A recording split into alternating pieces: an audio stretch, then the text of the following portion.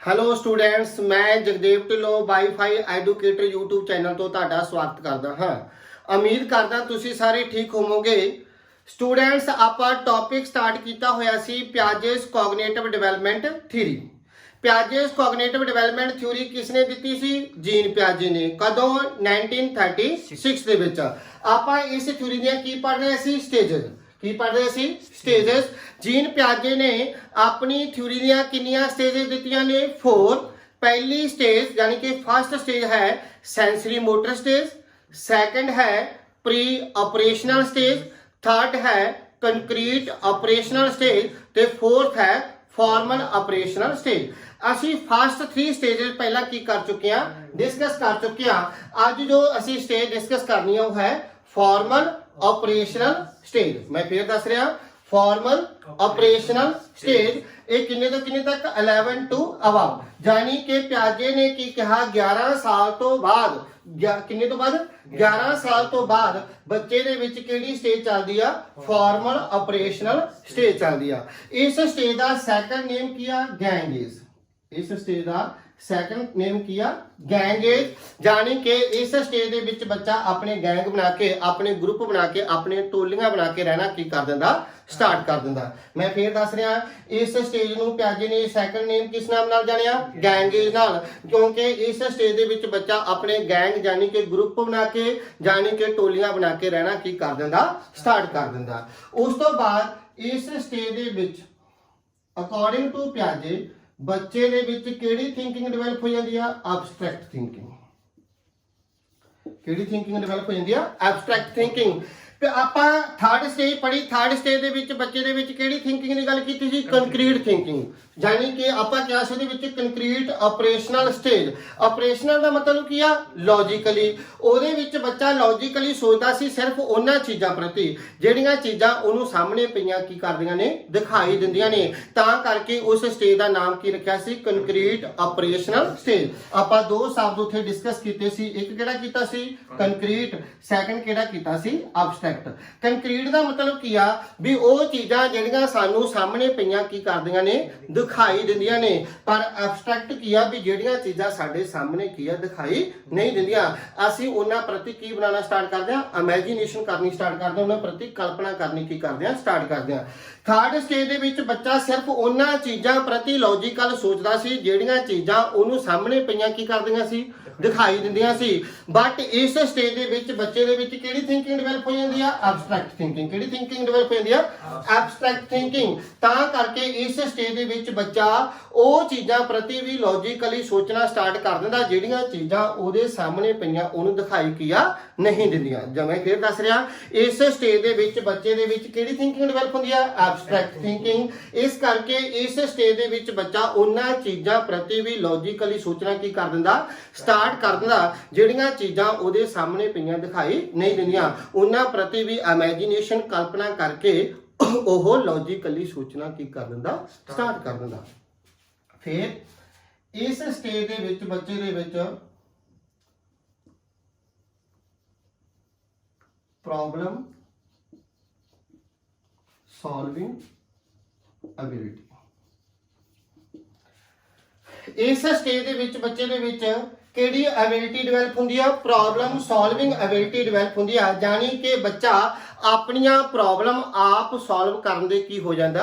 ਯੋਗ ਹੋ ਜਾਂਦਾ। ਉਹਦੇ ਵਿੱਚ ਇੰਨੀ ਕੁ ਐਬਿਲਿਟੀ ਆ ਜਾਂਦੀ ਆ ਕਿ ਬੱਚਾ ਆਪਣੀਆਂ ਪ੍ਰੋਬਲਮ ਆਪ ਕੀ ਕਰ ਸਕਦਾ? ਸੋਲਵ ਕਰ ਸਕਦਾ। ਕਿਉਂਕਿ ਬੱਚੇ ਦੇ ਵਿੱਚ ਕਿਉਂ ਕਰ ਸਕਦਾ? ਕਿਉਂਕਿ ਬੱਚੇ ਦੇ ਵਿੱਚ ਐਬਸਟ੍ਰੈਕਟ ਥਿੰਕਿੰਗ ਕੀ ਹੋ ਚੁੱਕੀ ਆ? ਡਿਵੈਲਪ ਹੋ ਚੁੱਕੀ ਆ। ਬੱਚੇ ਦੇ ਵਿੱਚ ਐਬਸਟ੍ਰੈਕਟ ਥਿੰਕਿੰਗ ਕੀ ਹੋ ਚੁੱਕੀ ਆ? ਡਿਵੈਲਪ ਹੋ ਚੁੱਕੀ ਆ। ਇਸ ਕਰਕੇ ਬੱਚਾ ਆਪਣੀਆਂ ਜਿਹੜੀਆਂ ਪ੍ਰੋਬਲਮ ਆ ਉਹਨਾਂ ਨੂੰ ਆਪ ਸੋਲਵ ਕਰਨ ਦੇ ਕੀ ਹੋ ਜਾਂਦਾ? ਯੋਗ ਹੋ ਜਾਂਦਾ।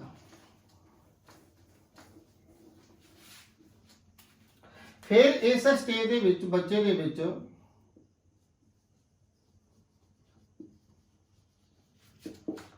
ਡਿਡਕਟਿਵ ਥਿੰਕਿੰਗ। ਇਸ ਸਟੇਜ ਦੇ ਵਿੱਚ ਬੱਚੇ ਦੇ ਵਿੱਚ ਆਪਣੇ ਕੋਲੇ ਦੋ ਸ਼ਬਦ ਹੁੰਦੇ ਆ। ਇੱਕ ਹੁੰਦਾ ਇੰਡਕਟਿਵ ਤੇ ਇੱਕ ਕੀ ਹੁੰਦਾ?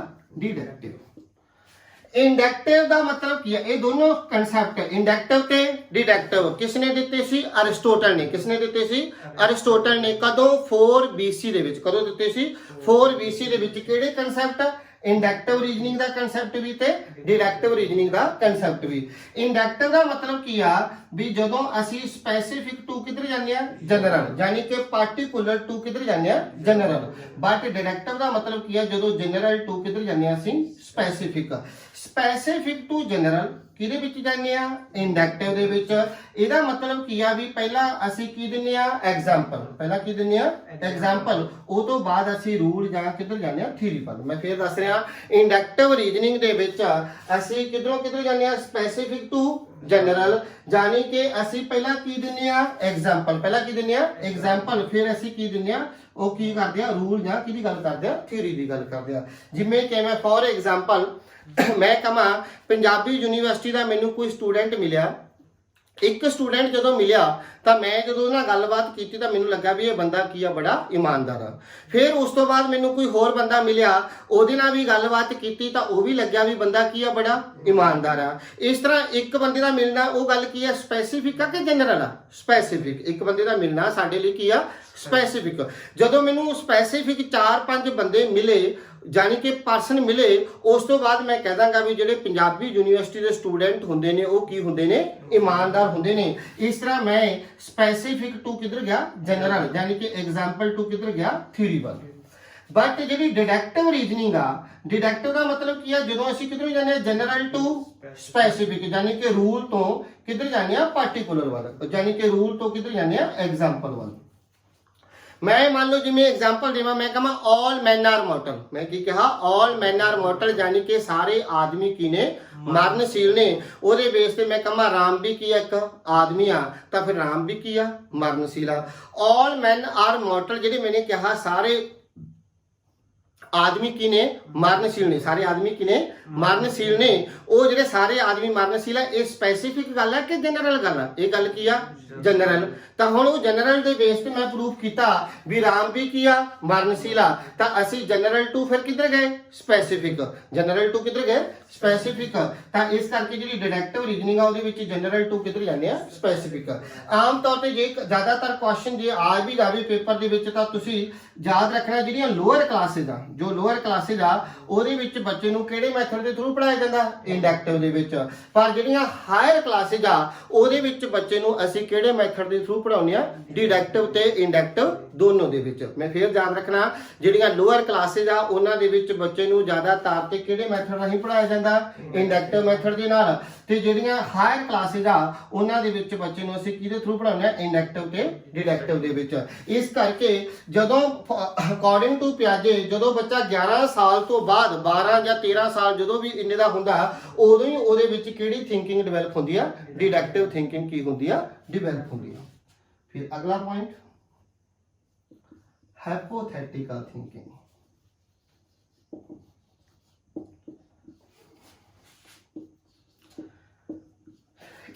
अगला पॉइंट किया हाइपोथेटिकल थिंकिंग। हाइपोथेटिकल थिंकिंग यानी कि इस स्टेज दे विच बच्चा हुण आपां नूं पता भी बच्चे दी किहड़ी थिंकिंग डिवेलप हो चुकी है? एब्सट्रैक्ट, यानी कि बच्चा साइंटिफिक ढंग नाल सोचना की कर दिंदा? स्टार्ट कर दिंदा। जदों साइंटिफिक ढंग नाल सोचना स्टार्ट कर दिंदा तां ओह चीज़ां प्रति जिहड़े हाइपोथीसिस बनाउणे भी की कर दिंदा? स्टार्ट कर दिंदा। यानी कि उन्हां प्रति कल्पना करना भी की कर दिंदा? स्टार्ट कर दिंदा। ओह पहलां ही उन्हां चीज़ां दी हुण देखो इस स्टेज दे विच बच्चे दे विच एब्सट्रैक्ट थिंकिंग डिवेलप हो चुकी है, प्रॉब्लम सॉल्विंग एबिलिटी भी की हो चुकी है? डिवेलप हो चुकी है। इस करके वो जिहड़ियां चीज़ां जो उहदे सामने कोई ऑब्जेक्ट है या कोई चीज़ है उहदे प्रति उहदे हाइपोथीसिस बनाने की कर दिंदा? स्टार्ट कर दिंदा भी असीं इस प्रॉब्लम नूं इस ढंग नाल भी की कर सकते हैं? सॉल्व कर सकते हैं। असीं इस ढंग नाल भी की कर सकते हैं? सॉल्व कर सकते हैं। मान लो जिवें नैट का पेपर आ, मान लो कोई बच्चा पेपर दे के आया, उस बंदे ने कहा भी मेरा पेपर की नहीं होया? वधिया नहीं होया। उस बंदे ने की कहा मेरा पेपर की आ? वधिया नहीं होया। तो असीं हाइपोथीसिस बनाना स्टार्ट कर देंगे भी जां तां पेपर की होएगा? औखा होएगा, जां पेपर यानी कि तेरी मैनेजमेंट की नहीं हुई होनी? वधिया नहीं हुई होनी, जां तेने पेपर ढंग नाल की नहीं कीता होना? पढ़िया नहीं होना। इस तरह असीं किन्ने ही जिहड़े हाइपोथीसिस बनाने की करते? स्टार्ट करते। इस करके जिहड़ी ये स्टेज आ इस स्टेज दे विच बच्चे दे विच जिहड़ी हाइपोथेटिकल थिंकिंग आ वो भी की हो जाती है? डिवेलप हो जाती है। फिर इस स्टेज ਦੇ ਵਿੱਚ ਬੱਚੇ ਦੇ ਵਿੱਚ क्रिटिकल थिंकिंग, ਕਿਹੜੀ thinking? Critical thinking. Critical thinking ਦਾ ਮਤਲਬ ਕੀ ਆ ਵੀ ਬੱਚਾ ਕਿਸੇ ਵੀ ਐਸਪੈਕਟ, ਕਿਸੇ ਵੀ ਆਬਜੈਕਟ ਦੇ ਸਾਰੇ ਉਹਦੇ ਨੈਗੇਟਿਵ ਪੁਆਇੰਟ ਤੇ ਨਾਲ ਹੀ ਉਹਦੇ ਪੋਜ਼ਿਟਿਵ ਪੁਆਇੰਟ ਬਾਰੇ ਦੱਸਣਾ ਕੀ ਕਰ ਦਿੰਦਾ ਜਦੋਂ ਸਟਾਰਟ ਕਰਦਾ। ਜਦੋਂ ਵੀ ਸਾਡੇ ਸਾਹਮਣੇ ਕੋਈ ਐਸਪੈਕਟ ਹੈ ਜਾਂ ਕੋਈ ਸਾਡੇ ਸਾਹਮਣੇ ਕੋਈ ਕਨਸੈਪਟ ਹੈ, ਜਦੋਂ ਅਸੀਂ ਉਹਦੇ ਪੋਜ਼ਿਟਿਵ ਪੁਆਇੰਟ ਵੀ ਤੇ ਉਹਦੇ ਅਸੀਂ ਨੈਗੇਟਿਵ ਪੁਆਇੰਟ ਵੀ ਦੱਸਣਾ ਕੀ ਕਰ ਦਈਏ, ਸਟਾਰਟ ਕਰ ਦਈਏ ਵੀ ਇਸ ਐਸਪੈਕਟ ਦੇ ਆ ਨੈਗੇਟਿਵ ਪੁਆਇੰਟ ਨੇ, ਆਹਾ ਇਹਦੇ ਕੀ ਨੇ? ਪੋਜ਼ਿਟਿਵ ਪੁਆਇੰਟ ਨੇ। ਤਾਂ ਇਟ ਮੀਨਸ ਬੱਚੇ ਦੇ ਵਿੱਚ ਕਿਹੜੀ ਥਿੰਕਿੰਗ ਡਿਵੈਲਪ ਹੋ ਚੁੱਕੀ ਆ? क्रिटिकल थिंकिंग की हो चुकी है, डेवलप हो चुकी है। यानी कि बच्चे ने क्रिटिकली सोचना की करता स्टार्ट कर। फिर इस स्टेज दे विच बच्चे दे विच कन्वर्जेंट थिंकिंग ते डिवर्जेंट थिंकिंग। इस स्टेज दे विच बच्चे दे विच कन्वर्जेंट ते डिवर्जेंट थिंकिंग भी की हो जाती है? डिवेलप हो जाती है। कन्वर्जेंट का मतलब की आ एक प्रॉब्लम दा एक बेस्ट सोल्यूशन देना, एक प्रॉब्लम दा इको ही बेस्ट की देना सोल्यूशन देना। बट डिवर्जेंट थिंकिंग का मतलब की आ भी एक प्रॉब्लम दा मल्टीपल सोल्यूशन देने, एक प्रॉब्लम दे मल्टीपल की देने सोल्यूशन देने। मैं फिर दस रहा इस स्टेज दे विच बच्चे दे विच किहड़ी थिंकिंग डिवेलप हो जाती है? कन्वर्जेंट ते डिवर्जेंट थिंकिंग। कन्वर्जेंट का मतलब की आ भी जदों बच्चा एक प्रॉब्लम का एक बेस्ट ही सोल्यूशन देवे, एक प्रॉब्लम का एक बेस्ट ही सोल्यूशन देवे। असीं उहदे सामने कोई प्रॉब्लम रेस करती, उहने उहदा एक बेस्ट सोल्यूशन देता, तां इट मीनस उस बच्चे दे विच किहड़ी थिंकिंग डिवेलप हो चुकी है? कन्वर्जेंट थिंकिंग डिवेलप हो चुकी है। ये आम तौर पर किहड़े बच्चों दे विच हुंदी है? प्रॉब्लम सॉल्विंग बच्चों दे विच। याद रखना भी जे आजे भी जिहड़ी कन्वर्जेंट थिंकिंग आ वो किहड़े बच्चों दे विच हुंदी है? जिहड़े प्रॉब्लम सॉल्विंग बच्चे हुंदे ने। ते आपां अगली गल किहदी कीती आ? डिवर्जेंट दी। अगली गल किहदी कीती आ? डिवर्जेंट दी। डिवर्जेंट दा मतलब की आ भी एक प्रॉब्लम दे किन्ने सोल्यूशन देने? मल्टीपल सोल्यूशन देने। यानी कि एक प्रॉब्लम दे अनेकां ही की दे देने सोल्यूशन दे देने, एक प्रॉब्लम दे अनेकां ही की दे देने सोल्यूशन दे देने। तां ओह किहड़ी थिंकिंग हुंदी आ? डिवर्जेंट। ये आम तौर ते किहड़े बच्चों दे विच हुंदी आ? क्रिएटिव माइंड बच्चों दे विच। किहड़े बच्चों दे विच? क्रिएटिव माइंड बच्चों दे विच। मैं फिर दस रहा स्टूडेंट जी फोर्थ स्टेज आ, फोर्थ स्टेज किहड़ी आ? Formal operational stage. इस स्टेज तो बाद बच्चे दे विच किहड़ी थिंकिंग डिवेलप हुंदी आ? कन्वर्जेंट ते डिवर्जेंट थिंकिंग। कन्वर्जेंट का मतलब की आ एक प्रॉब्लम का इको ही बेस्ट की देना सोल्यूशन देना। ये किहड़े बच्चों दे विच हुंदी है? जिन्हां दा नेचर की हुंदा? Problem solving. ते डिवर्जेंट थिंकिंग का मतलब की आ एक प्रॉब्लम दे मल्टीपल की देने सोल्यूशन देने, यानी एक प्रॉब्लम दे अनेकां ही की देने सोल्यूशन देने। ये आम तौर पर किहड़े बच्चों दे विच हुंदी है? क्रिएटिव माइंड बच्चों दे विच। ये टैट दे विच भी क्वेश्चन आ चुकिया भी जिहड़े डिवर्जेंट थिंकिंग वाले बच्चे हुंदे ने वो किहड़े बच्चे हुंदे ने? तां वो किहड़े बच्चे हुंदे ने? क्रिएटिव माइंड बच्चे हुंदे ने।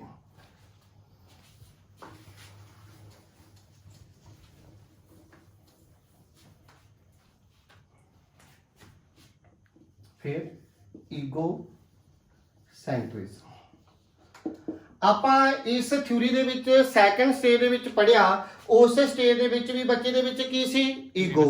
जिहड़ी थर्ड स्टेज सी उस स्टेज दे विच बच्चे दे विच ईगो की हो जाती है? खत्म हो जाती है ते बच्चा सोशल होना की हुंदागा? स्टार्ट हुंदा। पर इस स्टेज दे विच बच्चे दे विच फिर की आ जाती है? ईगो आ जाती है। बच्चे दे विच फिर की आ जाती है? ईगो आ जाती है।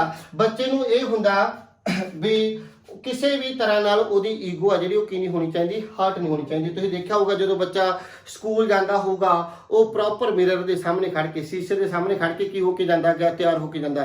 जो 8 9 7 साल की उम्र के बच्चे को कोई चक्कर नहीं, किस मर्जी तरह के कपड़े पवा दो और या किसी तरह का कोई चक्कर नहीं, वो उस तरह की जाऊगा स्कूल जाऊगा। पर जो 12 13 साल यानी कि एडोलसेंट एज आ गया उदों बच्चा प्रॉपर शीशे के मूहरे अद्धा पौना घंटा खड़ के प्रॉपर जल जुल ला के की होके जाता गया? तैयार होके जाता।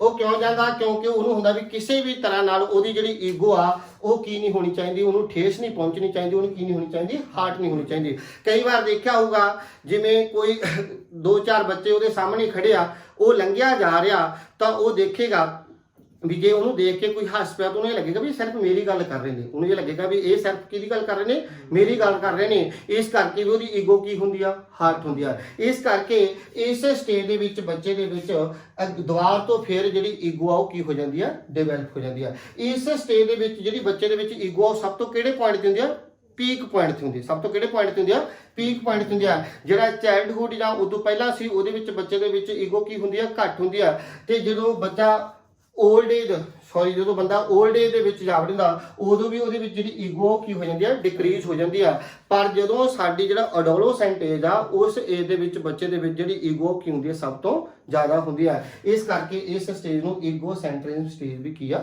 ਕਿਹਾ ਜਾਂਦਾ। ਮੈਂ ਫੇਰ ਦੱਸ ਰਿਹਾ, ਆਪਾਂ 4th ਸਟੇਜ ਪੜ੍ਹੀ ਬੱਚੇ, ਉਹਦਾ ਨਾਮ ਕੀ ਆ, ਫਾਰਮਲ ਆਪਰੇਸ਼ਨਲ ਸਟੇਜ। ਇਹ ਕਿੰਨੇ ਤੋਂ ਕਿੰਨੇ ਸਾਲ ਤੱਕ ਚੱਲਦੀ ਆ, 11 ਤੋਂ ਲੈ ਕੇ ਅਬਵ, 11 ਤੋਂ ਲੈ ਕੇ ਅਬਵ। ਯਾਨੀ ਕਿ ਪਿਆਜੇ ਨੇ ਕੀ ਕਿਹਾ, 11 ਸਾਲ ਤੋਂ ਬਾਅਦ ਯਾਨੀ ਕਿ 11 ਤੋਂ ਬਾਅਦ ਜਿਹੜੀ ਬੱਚੇ ਦੇ ਵਿੱਚ ਜਿਹੜੀ ਏਜ ਰਹਿੰਦੀ ਆ ਉਹ ਕਿਹੜੀ ਸਟੇਜ ਹੁੰਦੀ ਆ, ਫਾਰਮਲ ਆਪਰੇਸ਼ਨਲ ਸਟੇਜ ਹੁੰਦੀ ਆ। ਇਸ ਸਟੇਜ ਦੇ ਵਿੱਚ ਬੱਚੇ ਦੇ ਵਿੱਚ ਕਿਹੜੀ ਥਿੰਕਿੰਗ ਡਿਵੈਲਪ ਹੁੰਦੀ ਆ, ਐਬਸਟ੍ਰੈਕਟ ਥਿੰਕਿੰਗ। ਕਿਹੜੀ ਥਿੰਕਿੰਗ ਡਿਵੈਲਪ ਹੁੰਦੀ ਆ, ਐਬਸਟ੍ਰੈਕਟ ਥਿੰਕਿੰਗ। ਤੇ ਬੱਚਾ ਕ੍ਰਿਟੀਕਲੀ ਸੋਚਣਾ ਕੀ ਕਰਦਾਗਾ, ਸਟਾਰਟ ਕਰਦਾ। ਬੱਚੇ ਦੇ ਵਿੱਚ ਜਿਹੜੀ ਪ੍ਰੋਬਲਮ ਸੋਲਵਿੰਗ ਐਬਿਲਿਟੀ ਹੈ, ਯਾਨੀ ਕਿ ਬੱਚਾ ਆਪਣੀਆਂ ਪ੍ਰੋਬਲਮ ਆਪ ਸੋਲਵ ਕਰਨ ਦੇ ਕੀ ਹੋ ਜਾਂਦਾ, ਯੋਗ ਹੋ ਜਾਂਦਾ। ਬੱਚੇ ਦੇ ਵਿੱਚ ਡਿਡਕਟਿਵ ਥਿੰਕਿੰਗ ਕੀ ਹੋ ਜਾਂਦੀ ਆ, ਡਿਵੈਲਪ ਹੋ ਜਾਂਦੀ ਆ। ਬੱਚਾ ਸਾਇੰਟੀਫਿਕਲੀ ਸੋਚਣਾ ਕੀ ਕਰਦਾ, ਸਾਇੰਟੀਫਿਕਲੀ ਸੋਚਣਾ ਕੀ ਕਰਦਾ, ਸਟਾਰਟ ਕਰਦਾ। ਜਦੋਂ ਸਾਇੰਟੀਫਿਕਲੀ ਸੋਚਣਾ ਸਟਾਰਟ ਕਰਦਾ ਤਾਂ ਉਹ ਹਾਈਪੋਥੀਸਿਸ ਬਣਾਉਣੇ ਕੀ ਕਰ ਦਿੰਦਾ, ਸ਼ੁਰੂ ਕਰ ਦਿੰਦਾ। ਇਸ ਕਰਕੇ ਬੱਚੇ ਦੇ ਵਿੱਚ ਜਿਹੜੀ ਹਾਈਪੋਥੈਟੀਕਲ ਥਿੰਕਿੰਗ ਆ ਉਹ ਵੀ ਕੀ ਹੋ ਜਾਂਦੀ ਆ, ਡਿਵੈਲਪ ਹੋ ਜਾਂਦੀ ਆ। ਫਿਰ ਬੱਚੇ ਦੇ ਵਿੱਚ ਕਨਵਰਜੈਂਟ ਤੇ ਡਿਵਰਜੈਂਟ ਥਿੰਕਿੰਗ ਵੀ ਕੀ ਹੋ ਜਾਂਦੀ ਆ, ਡਿਵੈਲਪ ਹੋ ਜਾਂਦੀ ਆ। ਕਨਵਰਜੈਂਟ ਦਾ ਮਤਲਬ ਕੀ ਆ, ਇੱਕ ਪ੍ਰੋਬਲਮ ਦਾ ਇੱਕ ਕੀ ਦੇਣਾ, ਬੈਸਟ ਸੋਲੂਸ਼ਨ ਦੇਣਾ। ਤੇ ਡਿਵਰਜੈਂਟ ਦਾ ਮਤਲਬ ਕੀ ਆ, ਇੱਕ ਪ੍ਰੋਬਲਮ ਦੇ ਕੀ ਦੇਣੇ, ਮਲਟੀਪਲ ਸੋਲੂਸ਼ਨ ਦੇਣੇ। ਜਿਹੜੀ ਕਨਵਰਜੈਂਟ ਆ ਉਹ ਆਮ ਤੌਰ ਤੇ ਕਿਹੜੇ ਬੱਚਿਆਂ ਦੇ ਵਿੱਚ ਹੁੰਦੀ ਆ, ਜਿਨ੍ਹਾਂ ਦਾ ਨੇਚਰ ਕੀ ਹੁੰਦਾ, ਪ੍ਰੋਬਲਮ ਸੋਲਵਿੰਗ ਨੇਚਰ ਹੁੰਦਾ। ਤੇ ਜਿਹੜੇ ਕ੍ਰੀਏਟਿਵ ਮਾਈਂਡ ਬੱਚੇ ਹੁੰਦੇ ਆ ਉਹਨਾਂ ਦੇ ਵਿੱਚ ਕਿਹੜੀ ਉਹਨਾਂ ਦੇ ਵਿੱਚ ਕ੍ਰੀਏਟਿਵ ਮਾਈਂਡ ਬੱਚਿਆਂ ਦੇ ਵਿੱਚ ਕਿਹੜੀ ਥਿੰਕਿੰਗ ਡਿਵੈਲਪ ਹੁੰਦੀ ਆ, ਡਿਵਰਜੈਂਟ ਥਿੰਕਿੰਗ ਡਿਵੈਲਪ ਹੁੰਦੀ ਆ। ਫਿਰ ਇਸ ਸਟੇਜ ਦੇ ਵਿੱਚ ਬੱਚੇ ਦੇ ਵਿੱਚ ਕੀ ਆ ਜਾਂਦੇ, ਈਗੋ ਸੈਂਟਰਿਜ਼ਮ ਡਿਵੈਲਪ ਹੋ ਜਾਂਦੀ ਹੈ। ਯਾਨੀ ਕਿ ਬੱਚੇ ਦੇ ਵਿੱਚ ਫਿਰ ਈਗੋ ਜਿਹੜੀ ਪ੍ਰੋਪਰ ਕੀ ਹੋ ਜਾਂਦੀ ਆ, ਡਿਵੈਲਪ ਹੋ ਜਾਂਦੀ ਆ। ਇੱਕ ਇਸ ਸਟੇਜ ਦੇ ਵਿੱਚ ਹਾਈਪੋਥੈਟਿਕੋ ਡਿਡਕਟਿਵ ਥਿੰਕਿੰਗ ਲੌਜਿਕ, ਉਹੀ ਚੀਜ਼ ਬੱਚੇ ਦੇ ਵਿੱਚ ਨਾਲੇ ਤਾਂ ਕਿਹੜੀ ਥਿੰਕਿੰਗ ਡਿਵੈਲਪ ਹੋ ਚੁੱਕੀ ਆ, ਹਾਈਪੋਥੈਟੀਕਲ, ਨਾਲੇ ਕਿਹੜੀ ਥਿੰਕਿੰਗ ਡਿਵੈਲਪ ਹੋ ਚੁੱਕੀ ਆ, ਡਿਡਕਟਿਵ। ਇਹਨਾਂ ਦੋਨਾਂ ਦੇ ਬੇਸ ਤੇ ਬੱਚਾ ਜਿਹੜਾ ਲੌਜਿਕ ਬਣਾਉਣਾ ਕੀ ਕਰ ਦਿੰਦਾ, ਸਟਾਰਟ ਕਰ ਦਿੰਦਾ। ਕਈ ਵਾਰ ਇਸ ਤਰ੍ਹਾਂ ਵੀ ਕੁਐਸਚਨ ਆ ਜਾਂਦਾ ਵੀ ਹਾਈਪੋਥੈਟਿਕ ਡਿਡਕਟਿਵ ਲੌਜਿਕ ਕਿਹੜੀ ਸਟੇਜ ਦੇ ਵਿੱਚ ਬੱਚੇ ਦੇ ਵਿੱਚ ਡਿਵੈਲਪ ਹੁੰਦਾ, ਅਕੋਰਡਿੰਗ ਟੂ ਪਿਆਜੇ। ਤਾਂ ਕਿਹੜੀ ਸਟੇਜ ਦੇ ਵਿੱਚ ਹੁੰਦਾ, ਫਾਰਮਲ ਆਪਰੇਸ਼ਨਲ ਸਟੇਜ ਦੇ ਵਿੱਚ। ਇਹਦੇ ਨਾਲ ਸਟੂਡੈਂਟਸ ਆਪਣੀਆਂ ਜਿਹੜੀਆਂ ਪਿਆਜੇ ਦੀਆਂ 4 ਸਟੇਜਸ ਸੀ ਉਹ ਕੀ ਹੋ ਗਿਆ, ਖਤਮ ਹੋ ਗਿਆ। ਇਸ ਤੋਂ ਬਾਅਦ ਅਸੀਂ ਇਸ ਥਿਊਰੀ ਦੇ ਕੁਝ ਕੀ ਪੜਾਂਗੇ, ਬੇਸਿਕ ਕਨਸੈਪਟ ਆ ਜਿਹੜੇ ਕੁਝ ਉਹ ਪੜਾਂਗੇ। ਫਿਰ ਉਸ ਤੋਂ ਬਾਅਦ ਉਹਦੀਆਂ ਐਜੂਕੇਸ਼ਨਲ ਇੰਪਲੀਕੇਸ਼ਨ ਤੇ ਫਿਰ ਲਾਸਟ ਦੇ ਇਸ ਥਿਊਰੀ ਦਾ ਕੀ ਕਰਾਂਗੇ, ਕ੍ਰਿਟਿਸਿਜ਼ਮ। ਅੱਜ ਲਈ ਥੈਂਕ ਯੂ।